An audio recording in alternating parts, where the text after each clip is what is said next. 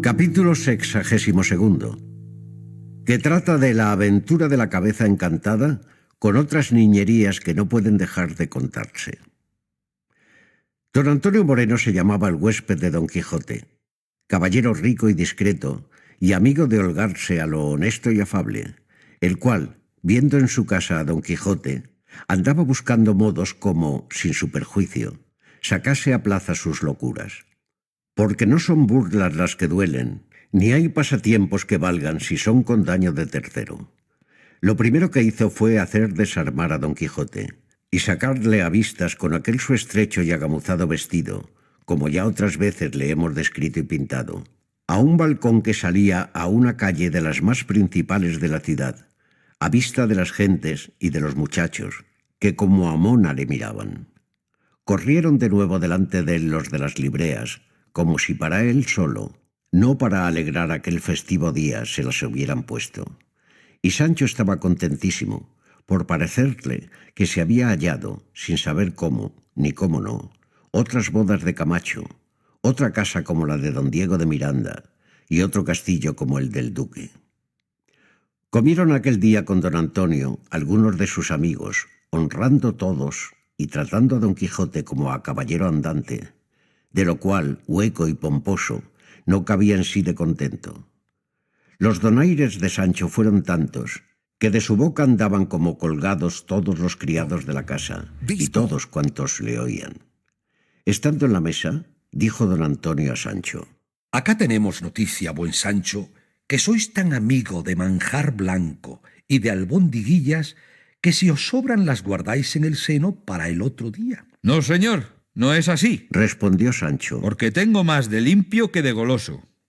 Y mi señor Don Quijote, que está delante, sabe bien que con un puño de bellotas o de nueces nos solemos pasar entrambos 8 días.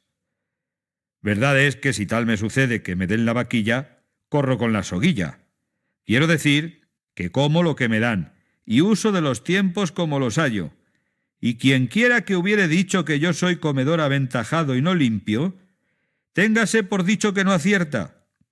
Y de otra manera dijera esto si no mirara a las barbas honradas que están a la mesa. Por cierto que la parsimonia y limpieza con que Sancho come se puede escribir y grabar en láminas de bronce, para que quede en memoria eterna en los siglos venideros. Verdad es que cuando él tiene hambre parece algo tragón, porque come aprisa y masca a 2 carrillos, pero la limpieza siempre la tiene en su punto, y en el tiempo que fue gobernador aprendió a comer a lo melindroso, tanto que comía con tenedor las uvas y aun los granos de la granada. ¿Cómo? dijo don Antonio. ¿Gobernador ha sido Sancho? Sí, respondió Sancho, y de una ínsula llamada la Barataria. 10 días la goberné a pedir de boca. En ellos perdí el sosiego y aprendí a despreciar todos los gobiernos del mundo. Salí huyendo de ella. Caí en una cueva donde me tuve por muerto, de la cual salí vivo por milagro. Contó don Quijote por menudo todo el suceso del gobierno de Sancho, con que dio gran gusto a los oyentes.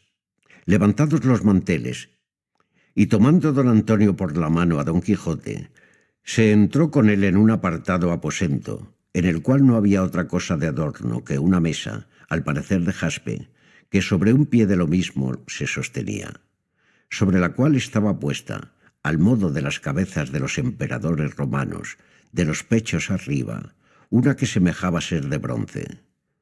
Paseóse don Antonio con don Quijote por todo el aposento, rodeando muchas veces la mesa, después de lo cual dijo: Ahora, señor Don Quijote, que estoy enterado que no nos oye y escucha alguno, y está cerrada la puerta, quiero contar a vuestra merced una de las más raras aventuras, o por mejor decir novedades, que imaginarse pueden, con condición que lo que a vuestra merced dijere lo ha de depositar en los últimos retretes del secreto.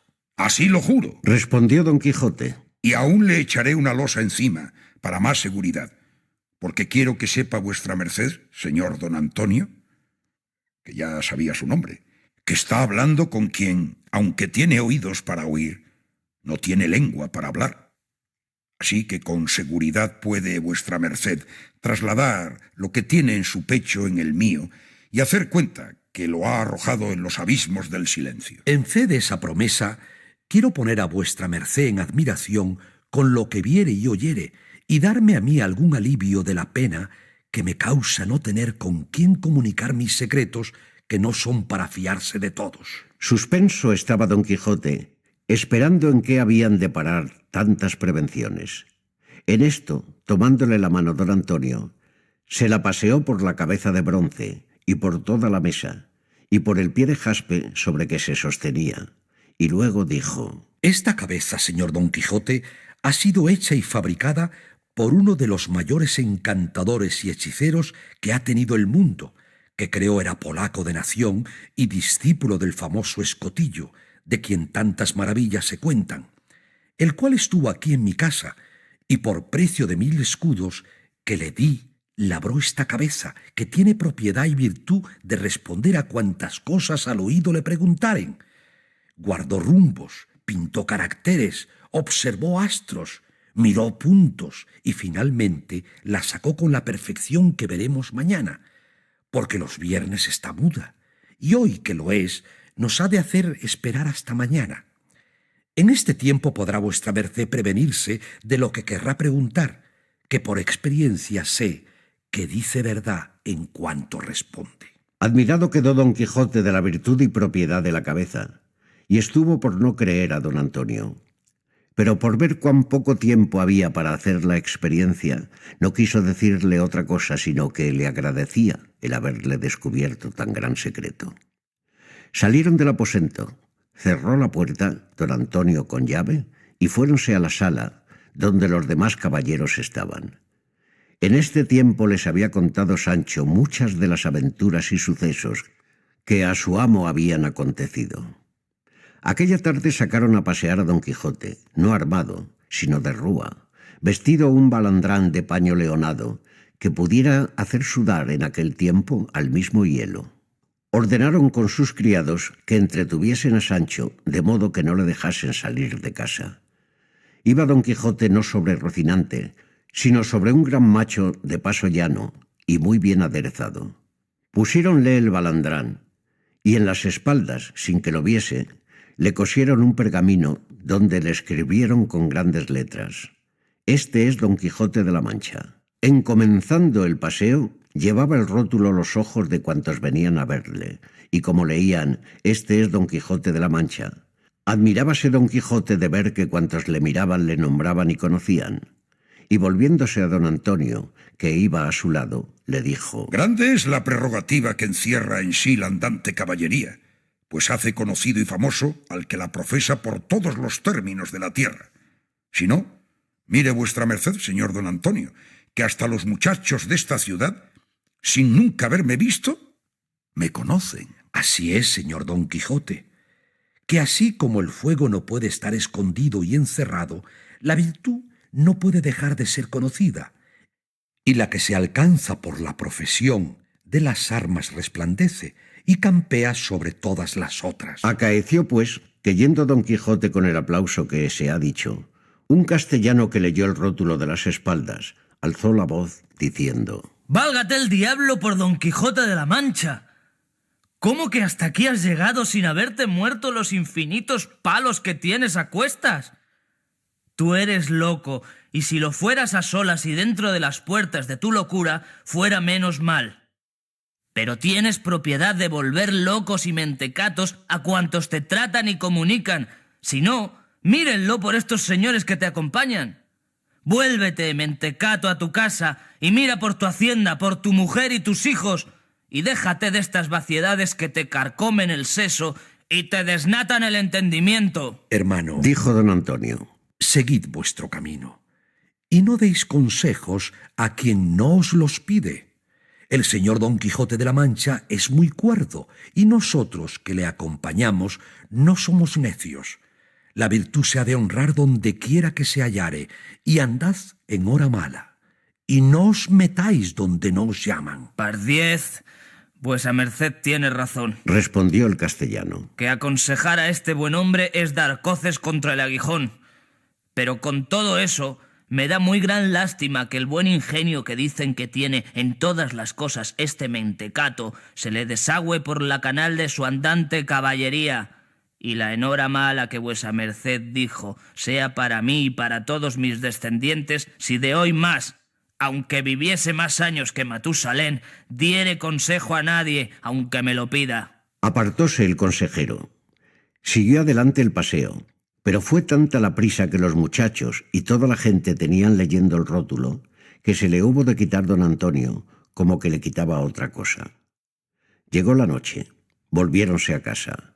Hubo sarao de damas porque la mujer de don Antonio, que era una señora principal y alegre, hermosa y discreta, convidó a otras sus amigas a que viniesen a honrar a su huésped y a gustar de sus nunca vistas locuras. Vinieron algunas, cenóse espléndidamente y comenzóse el sarao casi a las 10 de la noche.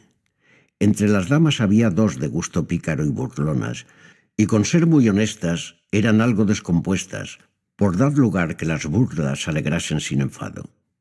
Estas dieron tanta prisa en sacar a danzar a don Quijote que le molieron, no solo el cuerpo, pero el ánima. Era cosa de ver la figura de don Quijote, largo, tendido, flaco, amarillo, estrecho en el vestido, desairado y sobre todo no nada ligero. Requebrábanle como a hurto las damiselas, y él también como a hurto las desdeñaba.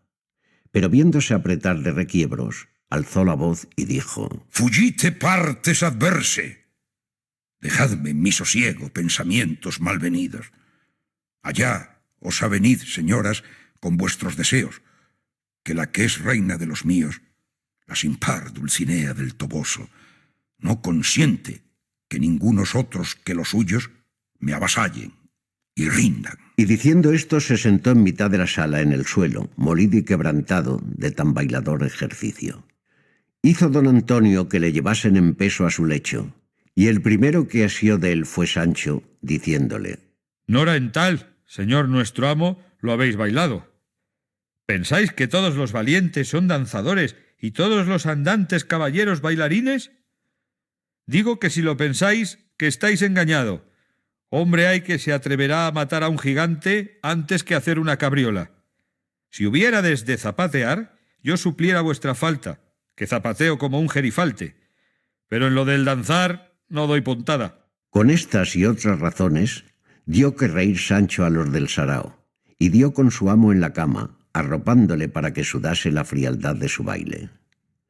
Otro día le pareció a don Antonio ser bien hacer la experiencia de la cabeza encantada, y con don Quijote, Sancho y otros dos amigos, con las dos señoras que habían molido a don Quijote en el baile, que aquella propia noche se habían quedado con la mujer de don Antonio, se encerró en la estancia donde estaba la cabeza. Contóles la propiedad que tenía, encargóles el secreto y díjoles que aquel era el primero día donde se había de probar la virtud de la tal cabeza encantada. Y si no eran los dos amigos de don Antonio, ninguna otra persona sabía el busilis del encanto, y aun si don Antonio no se le hubiera descubierto primero a sus amigos, también ellos cayeran en la admiración en que los demás cayeron, sin ser posible otra cosa. Con tal traza y tal orden estaba fabricada. El primero que se llegó al oído de la cabeza fue el mismo don Antonio, y díjole en voz sumisa, pero no tanto, que de todos no fuese entendida: Dime, cabeza, por la virtud que en ti se encierra, ¿qué pensamientos tengo yo ahora? Y la cabeza le respondió sin mover los labios, con voz clara y distinta, de modo que fue de todos entendida esta razón. Yo no juzgo de pensamientos. Oyendo lo cual, todos quedaron atónitos, y más viendo que en todo el aposento ni alrededor de la mesa no había persona humana que responder pudiese. ¿Cuántos estamos aquí? Tornó a preguntar don Antonio, y fuele respondido por el propio tenor: paso. Estáis tú y tu mujer con dos amigos tuyos y dos amigas de ella, y un caballero famoso llamado Don Quijote de la Mancha, y un su escudero que Sancho Panza tiene por nombre. Aquí sí que fue el admirarse de nuevo. Aquí sí que fue el erizarse los cabellos a todos de puro espanto. y apartándose don Antonio de la cabeza, dijo: Esto me basta para darme a entender que no fui engañado del que te me vendió. Cabeza sabia, cabeza habladora, cabeza respondona y admirable cabeza. Llegue otro y pregúntele lo que quisiere. Y como las mujeres de ordinario son presurosas y amigas de saber, la primera que se llegó fue una de las dos amigas de la mujer de don Antonio, y lo que le preguntó fue: Dime, cabeza, ¿qué haré yo para ser muy hermosa? y fuele respondido. Sé muy honesta. No te pregunto más. Dijo la preguntanta. Llegó luego la compañera y dijo: Querría saber, cabeza, si mi marido me quiere bien o no. y respondiéronle. Mira las obras que te hace, y echarlo has de ver. Apartóse la casada diciendo: Esta respuesta no tenía necesidad de pregunta, porque en efecto, las obras que se hacen declaran la voluntad que tiene el que las hace. Luego llegó uno de los dos amigos de don Antonio y preguntóle, ¿Quién soy yo? y fuele respondido. Tú lo sabes. No te pregunto eso, Respondió el caballero. sino que me digas si me conoces tú. Sí conozco Le respondieron. que eres don Pedro Noriz. No quiero saber más, pues esto basta para entender. Oh, cabeza, que lo sabes todo. Y apartándose llegó el otro amigo y preguntóle. Dime, cabeza, ¿qué deseos tiene mi hijo el mayorazgo? Ya yo he dicho Le respondieron. que yo no juzgo de deseos, pero con todo eso te sé decir que los que tu hijo tiene son de enterrarte. Eso es Dijo el caballero. lo que veo por los ojos, con el dedo lo señalo. Y no pregunto más. Llegóse la mujer de don Antonio y dijo: Yo no sé, cabeza, qué preguntarte. Solo quería saber de ti si gozaré muchos años de buen marido. y respondiéronle. Sí gozarás, porque su salud y su templanza en el vivir prometen muchos años de vida, la cual muchos suelen acortar por su destemplanza. Llegóse luego don Quijote y dijo: Dime tú, el que respondes. ¿Fue verdad o fue sueño lo que yo cuento que me pasó en la cueva de Montesinos? ¿Serán ciertos los azotes de Sancho mi escudero? ¿Tendrá efecto el desencanto de Dulcinea? A lo de la cueva hay mucho que decir. De todo tiene. Los azotes de Sancho irán despacio.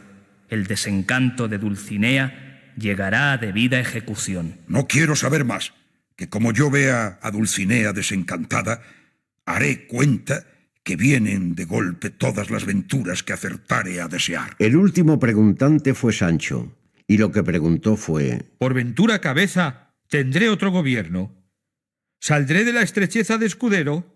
¿Volveré a ver a mi mujer y a mis hijos? Gobernarás en tu casa, y si vuelves a ella, verás a tu mujer y a tus hijos, y dejando de servir, dejarás de ser escudero. Bueno, par Dios, esto yo me lo dijera. No dijera más el profeta Perogrullo. ¡Bestia! ¿Qué quieres que te respondan? No basta que las respuestas que esta cabeza ha dado correspondan a lo que se le pregunta. Sí, basta. Pero quisiera yo que se declarara más y me dijera más. Con esto se acabaron las preguntas y las respuestas. Pero no se acabó la admiración en que todos quedaron, excepto los dos amigos de don Antonio que el caso sabían. El cual quiso Cide Hamete Benengeli declarar luego, por no tener suspenso al mundo, creyendo que algún hechicero y extraordinario misterio en la tal cabeza se encerraba. Y así dice que don Antonio Moreno, a imitación de otra cabeza que vio en Madrid, fabricada por un estampero, hizo esta en su casa para entretenerse y suspender a los ignorantes. Y la fábrica era de esta suerte. La tabla de la mesa era de palo, pintada y barnizada como jaspe, y el pie sobre que se sostenía era de lo mismo, con 4 garras de águila que dél salían, para mayor firmeza del peso.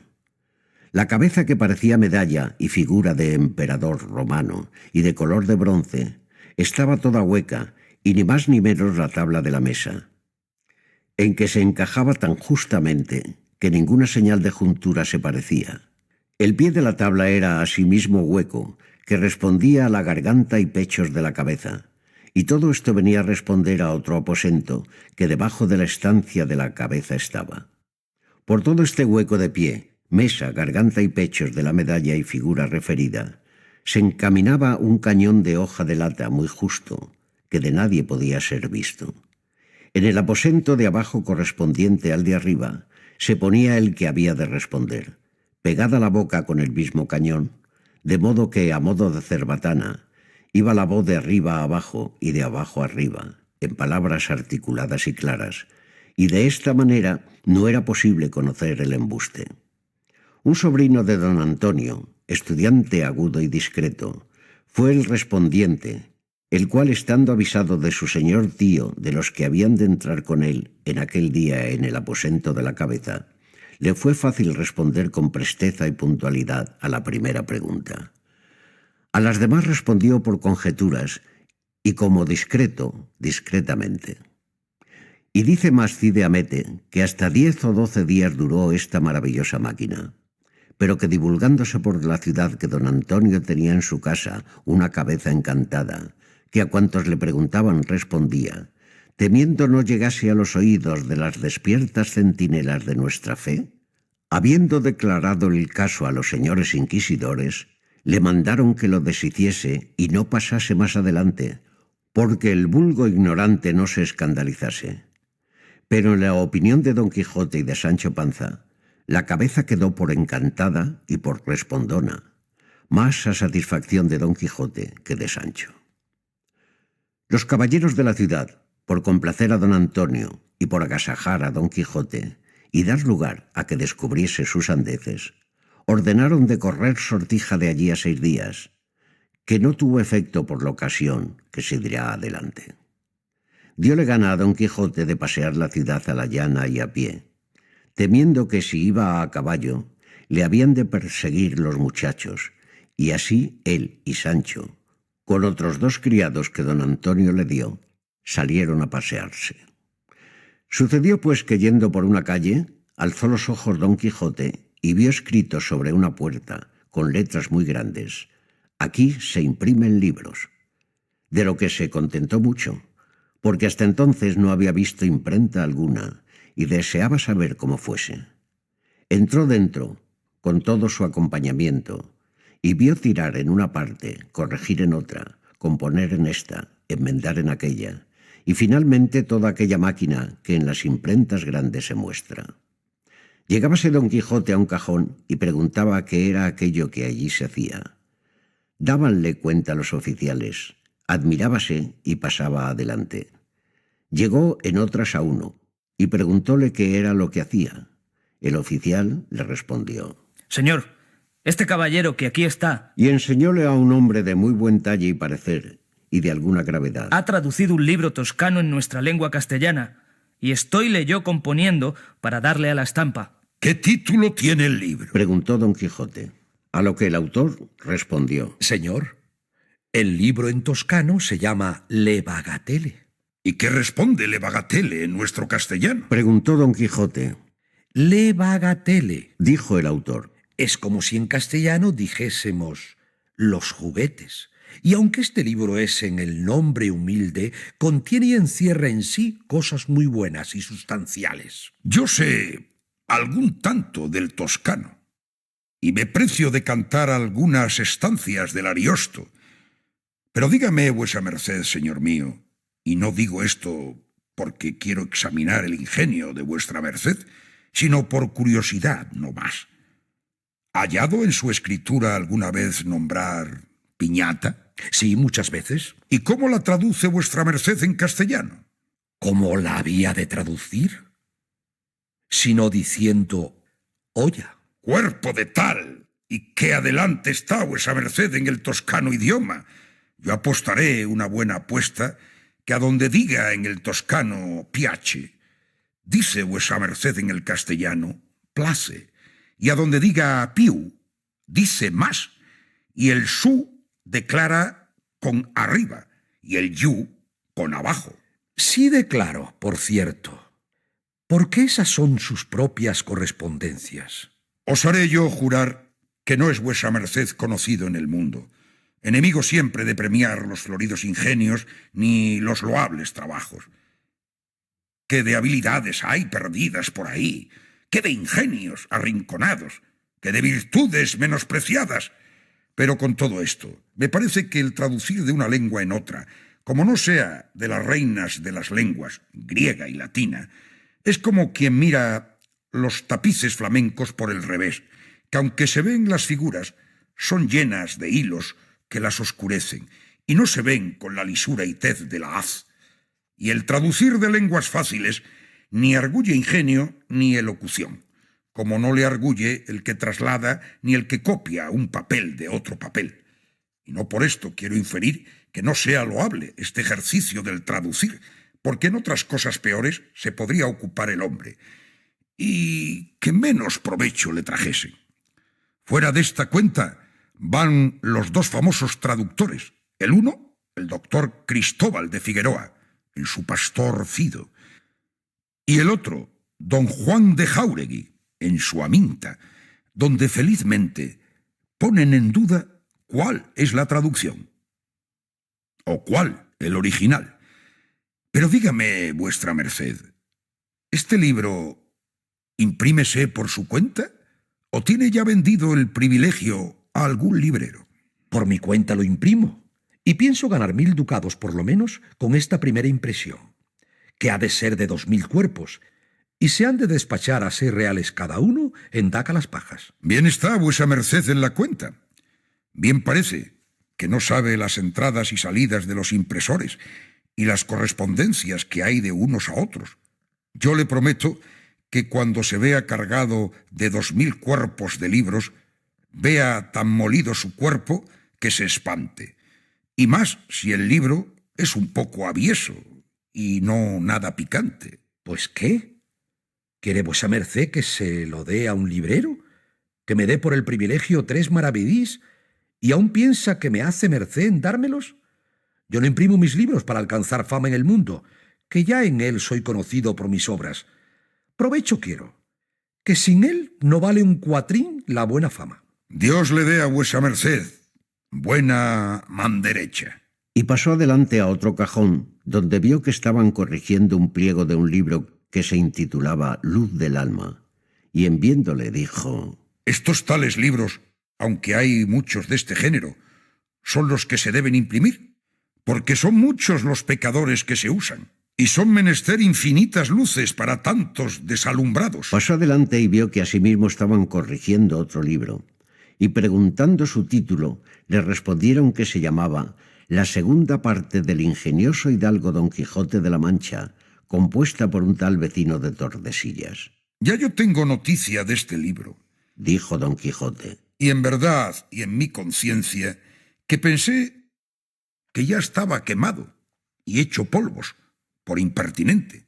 Pero su San Martín se le llegará, como a cada puerco, que las historias fingidas tanto tienen de buenas y de deleitables, cuanto se llegan a la verdad o la semejanza de ella, y las verdaderas tanto son mejores cuanto son más verdaderas. Y diciendo esto, con muestras de algún despecho, se salió de la imprenta. Y aquel mismo día ordenó don Antonio de llevarle a ver las galeras que en la playa estaban, de que Sancho se regocijó mucho, a causa que en su vida las había visto. Avisó don Antonio al cuatralbo de las galeras cómo aquella tarde había de llevar a verlas a su huésped, el famoso Don Quijote de la Mancha, de quien ya el cuatralbo y todos los vecinos de la ciudad tenían noticia, y lo que le sucedió en ellas se dirá en el siguiente capítulo.